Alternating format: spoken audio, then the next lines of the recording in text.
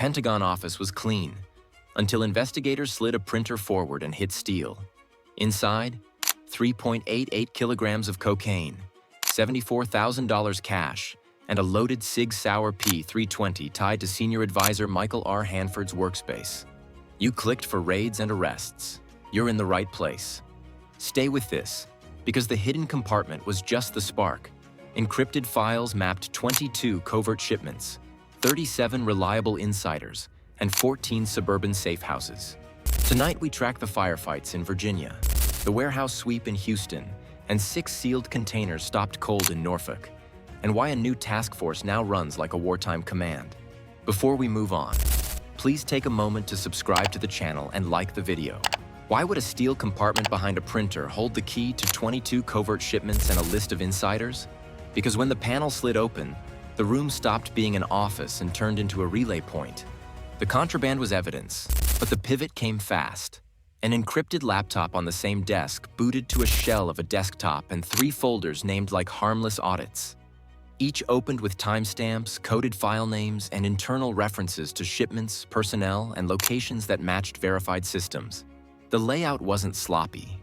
It tracked approvals, contact windows, and seal numbers in the same format used by procurement teams, which told investigators they were staring at a framework, not a lucky find.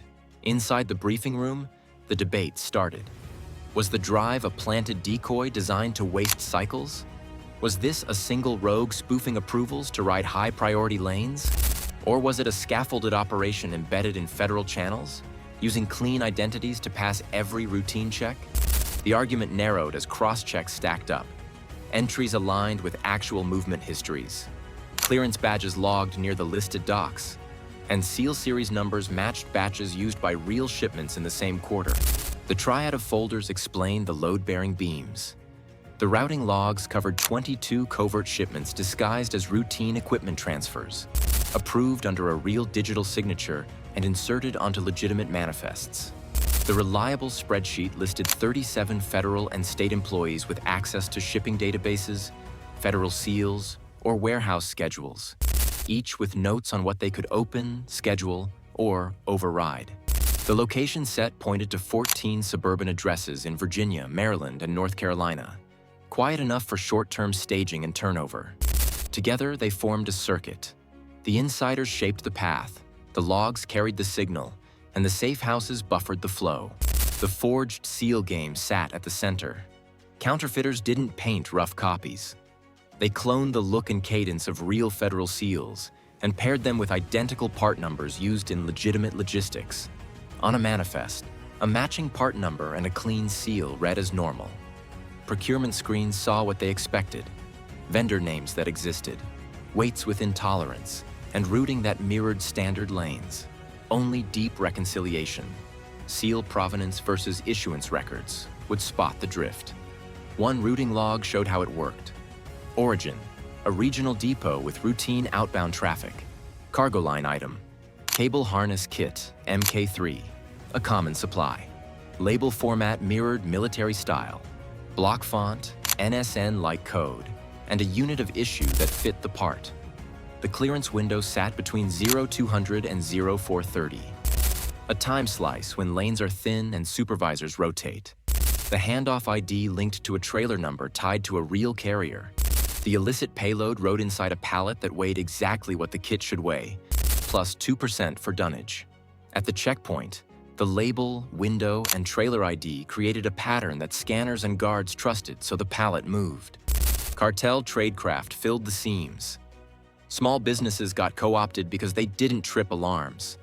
A trucking firm for last-mile runs, a nail salon to wash cash in small, steady deposits, and a veterinary distributor to justify chemical orders that doubled as precursors.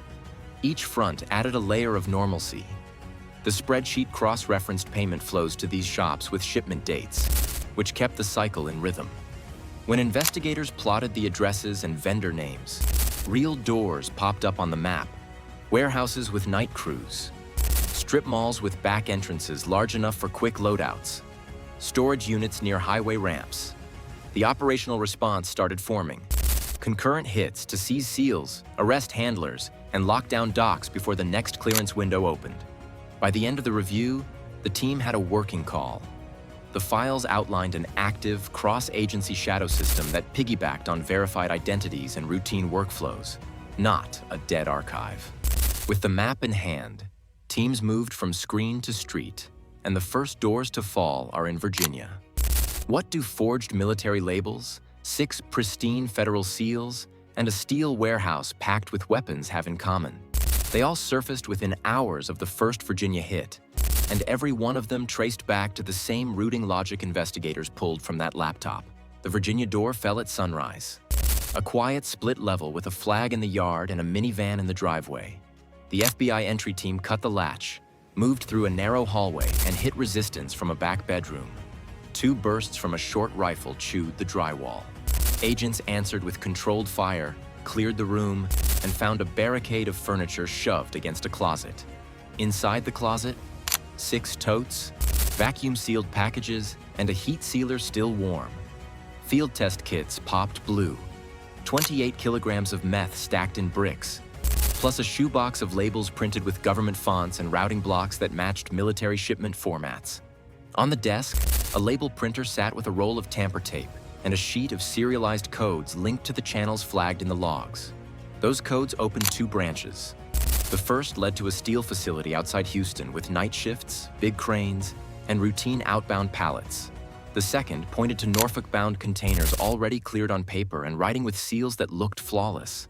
Both threads carried matching part numbers tied to legitimate equipment orders, the same trick that hid pallets in the earlier files.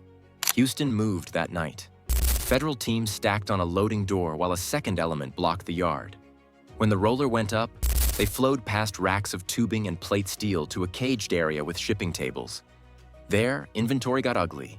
118 rifles, 7 machine guns with filed auto-sears, and crates marked as Drive Assembly Auxiliary that, when opened, held 42 kilograms of cocaine built into fake alternators.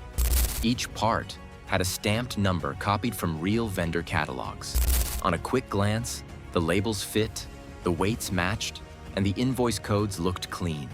That's how the pallets passed casual inspection. Everything sat inside expected tolerances and used real supplier data. Pristine seals help because routine checks follow a pattern. Inspectors verify the seal number, match it to the manifest, and confirm the paperwork chain. If the seal is clean, the document set is complete, and the route looks normal. The box rolls. Profiling only flags containers when something breaks that pattern. An unusual routing history, a vendor shipping on a lane they've never used, or a departure time that doesn't match their past behavior. When those histories don't line up, the system kicks an alert, and deeper inspection starts. Norfolk lit up on that basis. 6 containers hit a secondary inspection before distribution.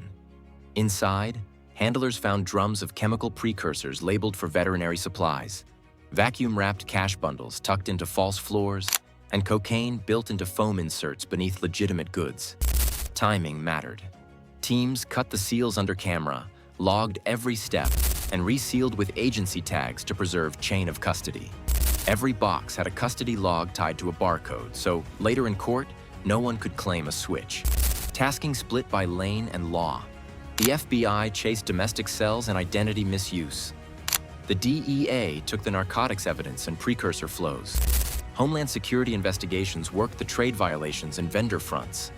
NCIS and Army CID liaisoned on the anomalies inside military shipping channels, pulled seal issuance records, and froze suspect badge access across shared systems. With the external nodes collapsing, pressure shifted inward. Terminals in 2 offices wiped mid-audit. 3 employees stopped answering calls. Clearance badges pinged last at elevators and then went dark. The perimeter fight turned into an insider hunt. By the end of 72 hours, 3 corridors took hits. Weapons off the floor, narcotics intercepted, and cash flows clipped. The biggest risk now sat inside 9 agencies with active compromise and quiet gaps in trust. The camera leaves the raids and lands on frozen workstations and locked office doors, where a different kind of breach waits behind a login screen.